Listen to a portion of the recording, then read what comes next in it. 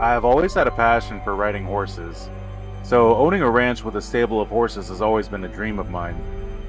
The peaceful routines and the bonds with the animals, along with the quiet of the countryside, made it all worthwhile.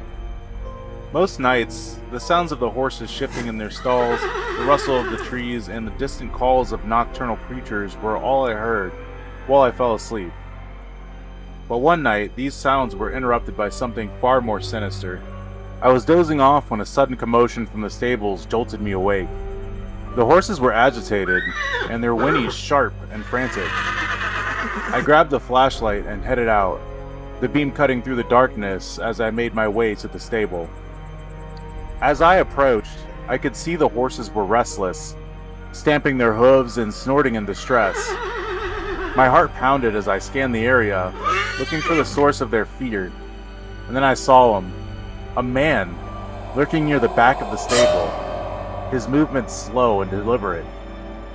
He was horrendous. His clothes were filthy and tattered, hanging off his gaunt frame like rags. His face was twisted into a grotesque grin, revealing yellowed, uneven teeth. His eyes, wide and wild, glinted with a malevolent light. He exuded an air of menace that made my blood run cold. "Hey, what are you doing here?" I shouted, trying to steady my voice. The man didn't respond. Instead, he turned his back to me, fiddling with something in his hands. I moved closer, my flashlight illuminating the scene, and saw him pouring a dark, oily liquid into a bucket of water. A wave of horror washed over me as I realized what he was doing, trying to poison my horses. "Get away from them!" I yelled, rushing forward. The man spun around, his grin widening. He dropped the container and lunged at me. I barely managed to dodge, stumbling backwards as he advanced. In the scuffle, my flashlight fell, casting erratic beams of light across the stable. The horses' panic grew, their terrified cries echoing in the night. I managed to grab a nearby pitchfork, brandishing it as a makeshift weapon. "Leave now, or I swear I'll use this," I warned, trying to sound more confident than I felt. The man's grin faltered, replaced by a look of pure hatred. For a moment we stood there, locked in a tense standoff. Finally, with a guttural growl, he turned and fled into the darkness. I didn't dare chase him, too focused on calming the horses and ensuring they hadn't been poisoned.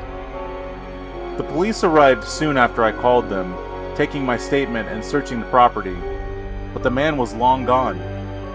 They had found the container he was using, a bottle of some kind of toxin, potent enough to kill the horses if they had ingested it.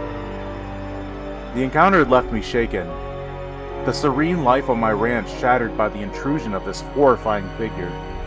I installed better security measures, including cameras and stronger locks, and made it a point to check on the horses more frequently at night. The image of that man's twisted grin and wild eyes are still burned into my brain today. They're a reminder of the evil that can lurk even in the most peaceful places. I often think about what could have happened if I hadn't woken up that night, and it fills me with a deep, abiding gratitude for the safety of my horses and the vigilance it taught me to maintain. And subscribe.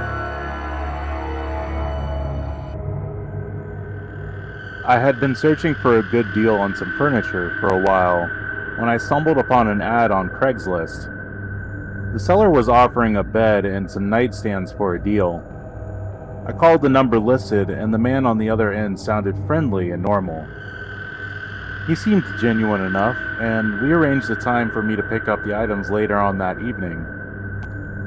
As I drove to the address he provided, I couldn't shake a feeling of unease. The neighborhood became more and more run down, and when I finally arrived at the location, I was taken aback. The building looked completely abandoned, with boarded up windows and an overgrown yard. I double-checked the address.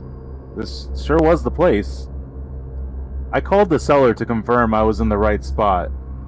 "Yeah, you're here," he said cheerfully. "Sorry about the state of the place. It's my old family home. We're in the process of cleaning it out. Something about his tone put me on edge, but I decided to go around the side of the house as he instructed. The yard was littered with rusty tools, broken furniture, and some other debris.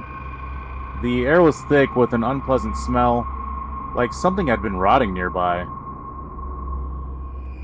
As I approached the side door, the unease grew stronger. The house's condition was worse up close. Peeling paint, broken windows, and a general sense of decay. I hesitated, then turned around, deciding that no bargain was worth this level of discomfort. As I walked back to my car, I glanced over my shoulder and saw someone emerge from the house.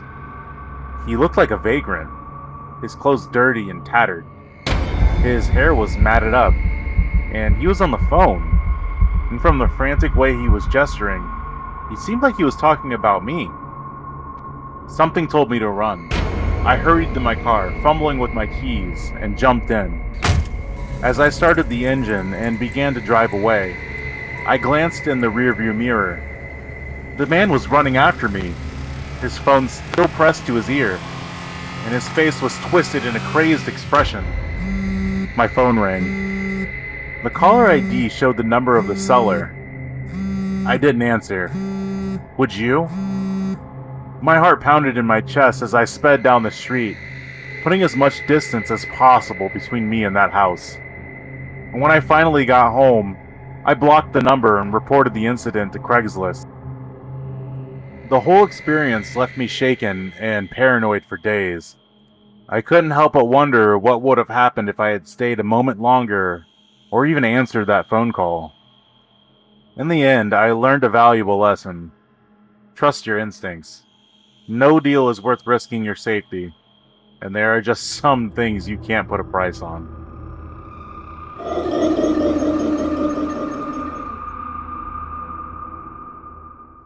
As a streamer, I was used to interacting with all kinds of people online. My community was generally supportive and friendly, but every now and then, someone strange would show up. At first, Crunchy Teeth was just another odd username in the chat, making bizarre comments and asking rather unusual questions. Hey, what's your favorite kind of snack to crunch on? He would ask this repeatedly, no matter what game I was playing or topic I was discussing. It was weird but harmless, so I brushed it off and continued streaming as usual.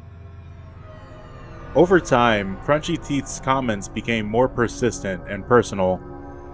He seemed to know the details about my life that I hadn't shared publicly. How was your walk in the park today? He asked one day. I couldn't believe that he knew this.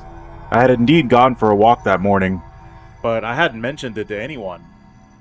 I started getting private messages from Crunchy Teeth, filled with strange, unsettling remarks about my appearance, my schedule, and even the layout of my apartment. Nice blue curtains. They really suit your living room, one message read. The problem was, I had never shown my living room on stream. I always streamed in a separate room, just to the back of the house. I began to feel paranoid. I installed new locks on my doors, upgraded my home security system, and made sure to never share my location or personal details online. But Crunchy Teeth's messages continued, each one more invasive than the last. One night, as I was wrapping up a late stream, I heard a strange noise outside my apartment. My heart raced as I muted my mic and listened carefully. A soft, crunching sound, like someone stepping on gravel. I ended the stream abruptly and called the police. They arrived quickly but found nothing unusual outside. They reassured me it was probably just an animal or a random passerby, but I couldn't shake the feeling that I was being watched. The next day, I received another message from Crunchy Teeth. I enjoyed our little visit last night. Maybe next time we can meet face to face. That was the final straw. I decided to take a break from streaming and lay low for a while. I contacted the platform support team and reported the harassment, but they said there was little they could do without more information. Days turned into weeks, and just as I was beginning to feel safe again, a package arrived at my door. It was a small box with no return address. Inside, I found a bag of chips and a note that read, "Crunchy enough for you?" Terrified, I contacted the police again and showed them the messages in the package. They took it seriously this time and began an investigation. Meanwhile, I stayed with a friend, too scared to be alone. Weeks later, the police called me with an update. They had tracked down Crunchy Teeth, whose real name was Eric, living across the country. To my horror, they had discovered that he traveled all the way to my hometown just to stalk me in person. Eric was arrested, and during the questioning, he admitted to his obsession. The anonymity of the internet and the access my streams had given him to my life had fueled his fixation, and he decided to take it to the next level by physically coming to my town. The experience left me shaken. I returned to streaming eventually, but I was much more cautious. I installed better security measures, both online and at home, and I was careful about what I shared. I also made it a point to raise awareness about online safety with my viewers, hoping to prevent anyone else from going through what I did. Thanks for joining. Please don't forget to like and subscribe, as well as leave a comment and let me know what you thought of everything. Also, if you have any story ideas or would like me to read any of your stories, please feel free to contact me at my email in the description. Once again, thank you for joining, and I'll catch you again next time here at Startle Volumes.